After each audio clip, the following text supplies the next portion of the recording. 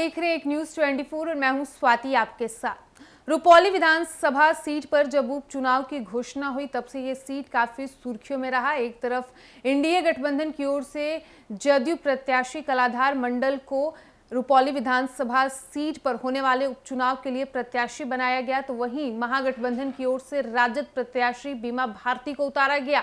लेकिन आपको बता दें कि जब उपचुनाव का नतीजा आया तो ना एनडीए गठबंधन के प्रत्याशी की जीत हुई और ना ही इंडिया गठबंधन की, और बाजी मार गया निर्दलीय प्रत्याशी।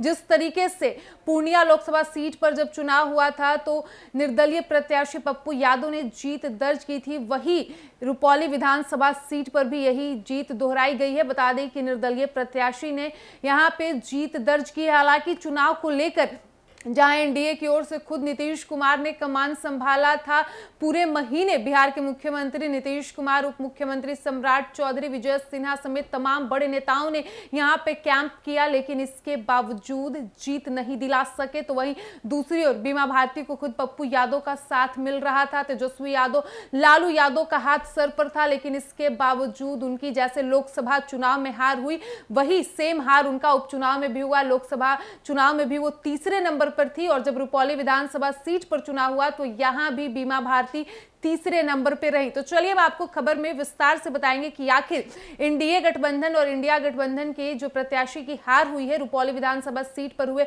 उपचुनाव में, इसका मुख्य कारण क्या था, किस तरीके से निर्दलीय प्रत्याशी ने यहां जीत दर्ज की। निर्दलीय उम्मीदवार शंकर सिंह ने एनडीए से जदयू प्रत्याशी कलाधार मंडल और इंडिया गठबंधन से राजद प्रत्याशी बीमा भारती को हराकर रुपौली उपचुनाव जीत लिया है। उपचुनाव में न सिर्फ जदयू बल्कि एनडीए ने अपनी पूरी ताकत झोंक दी थी। सीएम नीतीश कुमार, दोनों डिप्टी सीएम सम्राट चौधरी और विजय सिन्हा, दर्जनों मंत्री, एमएलए और एमएलसी महीने भर कैंप करते रहे। सीएम नीतीश कुमार ने आखिर में खुद मोर्चा संभाला जनसभा की, बावजूद इसके एनडीए के कलाधार मंडल की उपचुनाव में हार हुई। पिछले महीने 4 जून को लोकसभा चुनाव का रिजल्ट आया था, जिसमें निर्दलीय उम्मीदवार होते हुए राजेश रंजन उर्फ पप्पू यादव ने पूर्णिया की सीट जीती थी। ठीक उसी तरह से रुपौली विधानसभा सीट का भी रिजल्ट आया है। रुपौली में किसी भी बड़े राजनीतिक दल और उनके नेताओं का कोई जादू नहीं चला। लोकसभा चुनाव की तरह ही बीमा भारती इस उपचुनाव में भी तीसरे नंबर पर रही, उनकी करारी हार हुई है। निर्दलीय उम्मीदवार की यह जीत कई मायनों में खास है और चौंकाने वाली भी है। इस उपचुनाव में जदयू की हार का सबसे बड़ा कारण बेहतर कैंडिडेट का सिलेक्शन न हो पाना भी रहा, जिस वजह से एनडीए के कोर वोटर्स ने वोटिंग से दूरी बना ली। 2020 के विधानसभा चुनाव में वोटिंग प्रतिशत 60.59 था, जो उपचुनाव में करीब 7% घटकर 54.52% आ गया। यहां वोटर्स ने बाजी पलटी है।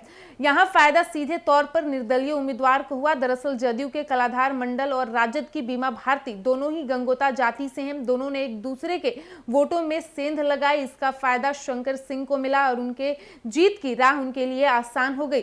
जबकि शंकर सिंह राजपूत जाति से आते हैं और सवर्णों के 25,000 वोट सुरक्षित रख पाने में वो सफल रहे। साथ ही वो मुस्लिम वोटर्स में भी सेंधमारी करने में सफल रहे, जो उनकी जीत का कारण बनी।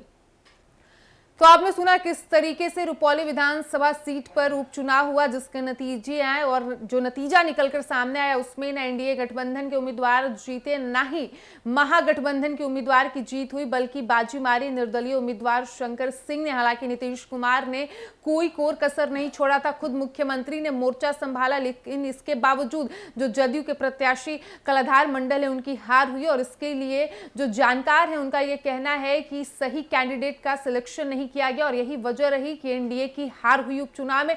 तो वही राजद की ओर से बीमा भारती प्रत्याशी थी। तमाम जो आरजेडी के बड़े नेता हैं, लालू यादव, तेजस्वी यादव, खुद जो लोकसभा सीट पर निर्दलीय उम्मीदवार पूर्णिया से पप्पू यादव जीते थे, उनका साथ भी बीमा भारती को मिला। लेकिन इसके बावजूद वो जिस तरीके से लोकसभा चुनाव में तीसरे स्थान पर रही, उपचुनाव में भी बीमा भारती को तीसरा स्थान ही मिला।